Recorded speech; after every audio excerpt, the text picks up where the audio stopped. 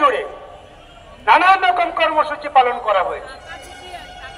দিল্লির সরকারটা নির্বাচিত সরকার আমরা জানি, তার মানে যা খুশি তা করতে পারে না।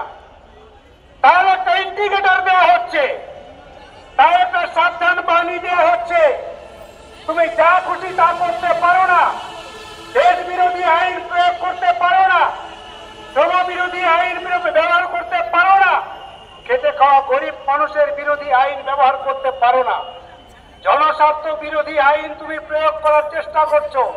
হয় তোমাকে সমঝে যেতে হবে, তা না হলে গোটা দেশের মানুষ তোমাকে সমঝে দেবে। এটাই হচ্ছে স্পিরিট সারা ভারতবর্ষের মানুষের। আমরা আমাদের রাজ্যে, সারা রাজ্য জুড়ে সব জেলাগুলোতে আজকে সমাবেশ হচ্ছে। সরকারটা কোন দিকে যাচ্ছে, কি করতে চায়? আজকের পার্লামেন্টের দিকে তাকিয়ে দেখুন, আদানির কথা বলা মাত্রই সব বন্ধ। কেন? আদানির সঙ্গে তো কোনো সম্পর্ক ছিল না মোদীর। তিনি তো বক্তৃতায় বলেছেন। আজকের কেন পার্লামেন্ট বন্ধ? কেন বিরোধীদের আলোচনা করার সুযোগ দেয়া হলো না?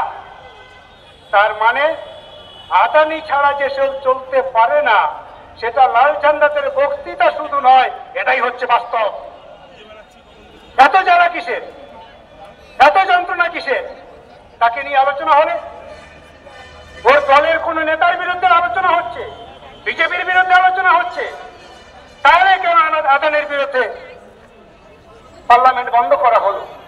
আসল ব্যাপারটা বোঝা যায় যে আদানির